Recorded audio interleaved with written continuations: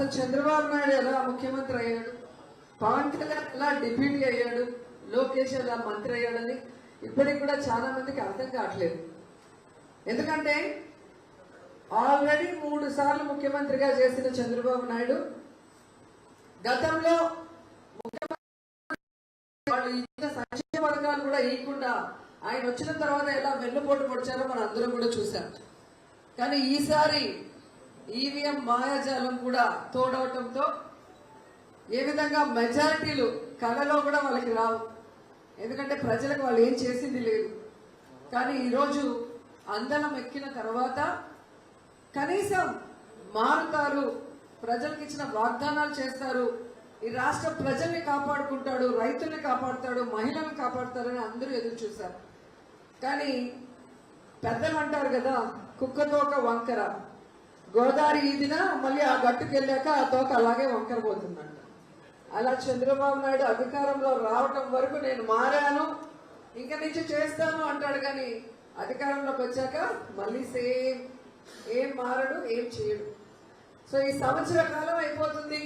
ఇప్పటి వరకు ఒక విద్యార్థికి కానీ, ఒక రైతుకు కానీ, ఒక మహిళకు కానీ ఎవరికైనా మంచి చేశారు అంటే ఈరోజు ప్రజలందరూ కూడా ఎంత కోపంగా ఉన్నారు, ఈ ప్రభుత్వం మీద ఎంత ఆవేశంగా ఉన్నారు అనేది మొన్న వెన్నుపోటు దినం మనం చేసినప్పుడు రాష్ట్ర వ్యాప్తంగా ప్రజలు, రైతులు, విద్యార్థులు రోడ్డు మీదకి రావడం మనం చూసాం. మార్నింగ్ చంద్రబాబు నాయుడు కుప్పంలో దిగాడు. ఏదో ఇప్పుడే తెలిసినట్టు ఆయనకు, అయ్యో మామిడికి అన్యాయం జరిగిపోయిందా, అయ్యో రేట్ ఎవరు ఇవ్వట్లేదా అని కబుర్లు చెప్తున్నాడు. ఈరోజు రివ్యూ పెడతాను అని ఆఫీసర్లు పిలుస్తున్నాడు. నేను అడుగుతున్నా, ఇదే జిల్లాలో పుట్టి పెరిగావు, నీ వయసు ఎంత? 4 సార్లు ముఖ్యమంత్రి అయిన నీకు, ఇంత సీనియారిటీ ఉన్న నీకు, ఈ జిల్లాలో, నువ్వు పుట్టిన జిల్లాలో రైతులకు అన్యాయం జరుగుతుంటే నీకు తెలియలేదా? కేవలం జగన్మోహన్ రెడ్డి గారు వస్తుంటేనే మీకు తెలుస్తుందా అని అడుగుతున్నా. సొంత జిల్లాలో రైతుల్ని కూడా కాపాడుకోలేని ఒక దౌర్భాగ్య పరిస్థితిలో ఆంధ్రప్రదేశ్ రాష్ట్ర సీఎం ఉండడం మన దురదృష్టకరమని కూడా ఈ సందర్భంగా తెలియజేసుకుంటున్నాను. టీడీపీ వాళ్ళు సిండికేట్ అయిపోయి రైతుల్ని నరకం చూపిస్తూ ఈరోజు ఆ నరకాన్ని రైతులు తట్టుకోలేక చాలా మంది ఆ వెహికల్స్ లో ఉన్న మామిడికాయలు రోడ్ల మీద పోసేస్తుంటే ఎంత బాధేస్తుంది చెప్పండి. ఒక మామిడికాయ చేతికి రావాలంటే ఎంత కష్టం, ఎన్ని రోజుల శ్రమ, అది ఏమీ లేదు, అన్నిటికీ రాజకీయమే.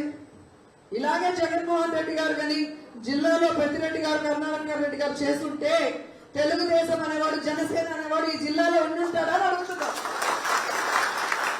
ఆ రోజు జగన్మోహన్ రెడ్డి గారి ఆదేశాల మేరకు మన పెద్దలందరూ కూడా కులం, మతం, పార్టీ చూడకుండా పేదవాడంటే అన్ని చేస్తూ వచ్చారు.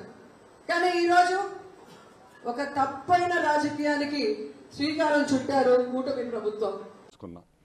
నిన్న రోజమ్మ తిరుమలలో, మే రోజా ఎన్నిసార్లు చెప్పామే, తిరుమలలో వద్దే మా వెంకటేశ్వర స్వామి గురించి మాట్లాడమంటే, జగన్మోహన్ రెడ్డి ఆడుండేది వెంకటేశ్వర స్వామి, జగన్మోహన్ రెడ్డి ఆయనేమో నాకన్నా పొడుగు, మీ వాడేమో ఈడుంటాడు కాళ్ళ దగ్గర పొట్టాడు.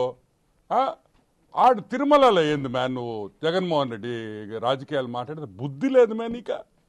ఎన్నిసార్లు చెప్పాలా, ఏమంత కొవ్వా?